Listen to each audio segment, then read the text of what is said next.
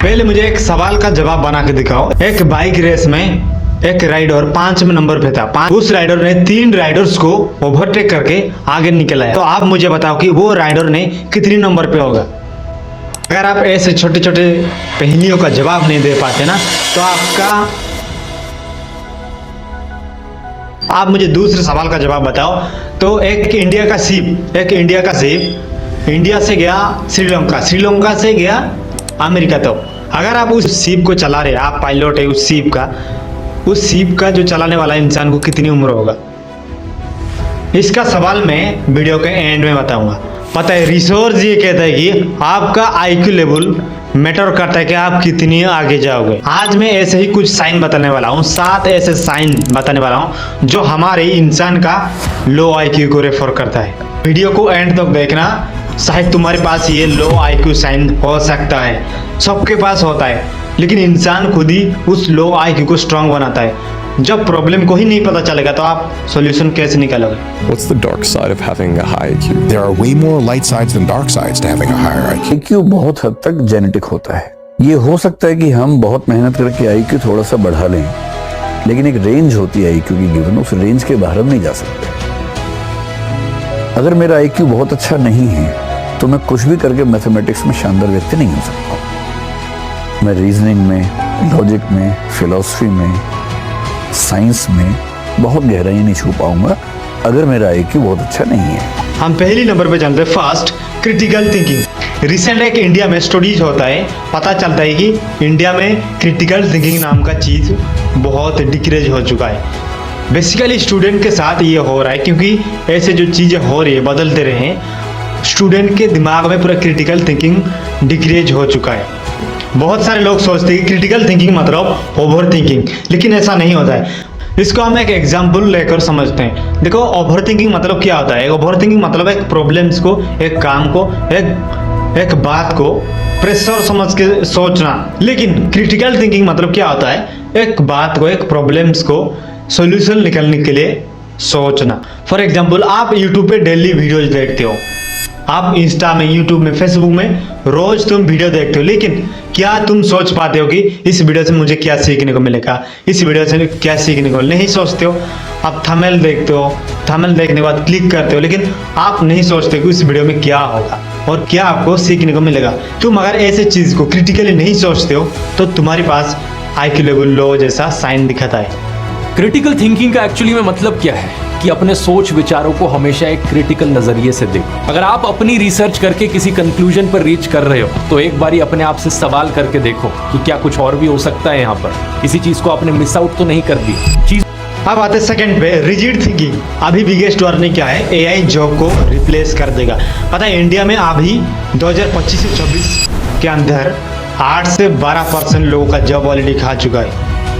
अरे यार, हम तो रिसर्च में पूरा डूब गए। तो हम नेक्स्ट हमारे टॉपिक में हम ध्यान देते हैं। जब एक न्यू रिवोल्यूशन आता है, उस रिवोल्यूशन के दौरान जो चीज इंसान अडॉप्ट नहीं कर पाता है उसे रिजिड थिंकर कहा जाता है। जो लोग new methods, new ideas, new tools, ऐसे जैसे चीजों को अपना नहीं पाते हैं, अडॉप्ट नहीं कर पाते हैं, वो डिफरेंट होते हैं।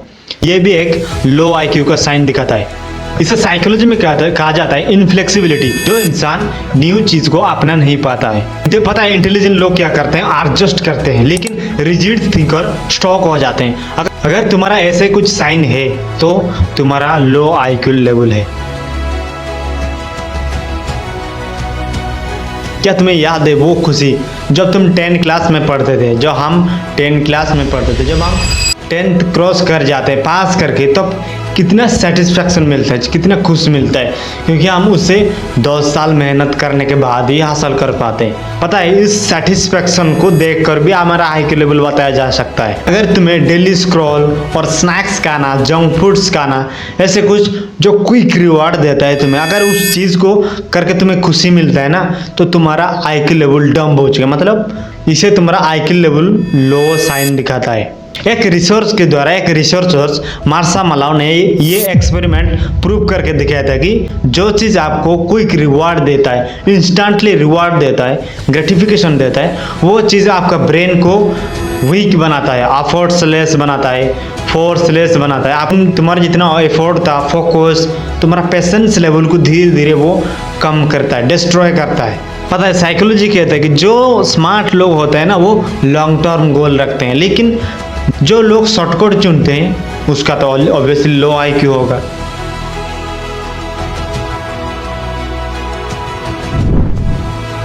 बहुत सारे स्टूडेंट केयरफुली नहीं सुनते हैं क्लास के अंदर। तुम सुनते हो? अगर तुम सुनते हो कॉन्फिडेंटली इस कमेंट के अंदर बता कि तुम केयरफुली सुनते हो। देखो रिसर्च ये कहता है कि जो लोग गुड लिसनर होते हैं उनका रियल आईक्यू होता है। मतलब आप जो चीज़ को आप सुनोगे तभी तो आप कुछ कर पाओगे, जब कुछ चीज़ को सुनोगे तभी तो आप सीख पाओगे। और जो गुड लिसनर होता है वो भी एक नया प्रोस्पेक्टिव चीज़ होते हैं, मतलब वो ऑब्जर्व कर पाते हैं न्यू आइडिया को, न्यू थिंग्स को। समझ में आ रही है ना मेरी बात?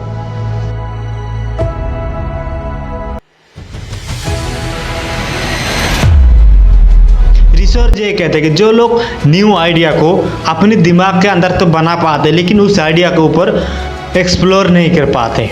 और अगर तुम ऐसा कुछ करते हो, तुम्हारे पास कुछ नया आइडिया है लेकिन तुम उसे एक्सप्लोर नहीं कर पाते, मतलब तुम्हारे पास ये मेंटल लेजीनेस है। पता है साइकोलॉजी कहता है कि इंटेलिजेंट लोग इसे डिसएग्री तो करते हैं लेकिन वो इस चीज़ को एक्सप्लोर करते हैं। लो आईक्यू वाला क्या करते हैं, वो थिंकिंग को अवॉइड करते हैं और इजी रेस्ट को वो चुनते हैं।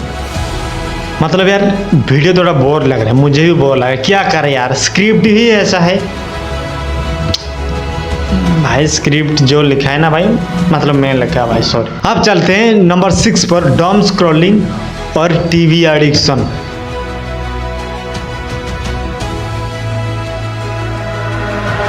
इंडिया के अंदर एक इकोनॉमी सर्वे किया जाता है, पता चलता है कि 60% चाइल्ड और यूथ एडिक्टेड है। और अगर हम OTT और टीवी प्लेटफॉर्म में देखें वहाँ 64% एडिक्शन है। और 5 से 16 साल उम्र के अंदर 60% एडिक्शन है। यार हम क्या बताने जा रहा हूँ मैं, हम पूरा डीप रिसर्च में घुस गए यार। हम हमारे टॉपिक में चलना हो। अगर तुम्हें एवरी सिंगल डे खुद को रिलैक्स करने के लिए तो शो देखते हो, स्क्रॉलिंग करते हो, तो आप इसे कुछ इशू नहीं होता है, लेकिन इस चक्कर में घंटों बर्बाद करना आपका लो आईक्यू रेफर करता है। ये देखो, तुम्हें चाहिए डोपामिन, मतलब इंस्टेंट रिवॉर्ड। इसे आपका ब्रेन का पावर को डिस्ट्रॉय करता है। जब आपका ब्रेन का पावर डिस्ट्रॉय होगा तो तुम्हें ब्रेन रूट हो सकता है। जब ब्रेन रूट होगा ना तो तुम्हें ब्रेन का रीसेट करना पड़ेगा। तो अगर तुम्हें लगता है कि तुम्हारा ब्रेन ऑलरेडी रूट हो चुका है तो तुम्हें ब्रेन का रीसेट जरूरत है। इस टॉपिक के ऊपर मैं ऑलरेडी वीडियो बना चुका हूँ, पेज में जाकर देख सकते हो। पता है साइकोलॉजी कहता है कि जो स्मार्ट लोग होता है ना वो खुद को जब एंटरटेन करते हैं वो बैलेंस रखते हैं, खुद को बैलेंस। वैसे ही तुम्हें रखना पड़ेगा रे मेरे भाई। आप चलते हैं पॉइंट नंबर 7। पॉइंट नंबर 7 बहुत इंपॉर्टेंट है, इसलिए आपको ये बहुत जानना बहुत जरूरी। वीडियो लंबा ना हो जाए इसलिए मैंने इसको डिस्क्रिप्शन में ऑलरेडी डाल चुका हूँ, आप जाके पढ़ सकते हो। देखो अभी तुम्हारा मन में सवाल ये है कि हम प्रॉब्लम तो ऑलरेडी जान गए हैं लेकिन इसका सॉल्यूशन क्या है। देखो अगर हम प्रॉब्लम निकाल सकते हैं तो उसका भी सॉल्यूशन भी हम निकाल सकते हैं। इसलिए अगर तुम चैनल में नया हो ना, सब्सक्राइब कर लो, हम ऐसे ही पावरफुल वीडियो लाते रहेंगे। और वीडियो से जाने से पहले हमारा वीडियो का क्वेश्चन का आंसर, बाइक रेस का एक 5वें नंबर पे था इंसान। ये सारे लोग हैं, ठीक है, ये 5वें नंबर पे था इंसान। ये 3 लोगों को क्रॉस करता है, मतलब इसको क्रॉस करके आगे निकल जाते हैं, मतलब यहाँ पे आता है, मतलब ये सेकंड पे होगा ना, सेकंड होगा। ये रहा फर्स्ट। रही बात हमारा सेकंड क्वेश्चन का, देखो ये इंडिया का सीप है, ठीक है, ये इंडिया का सीप इंडिया से जाता है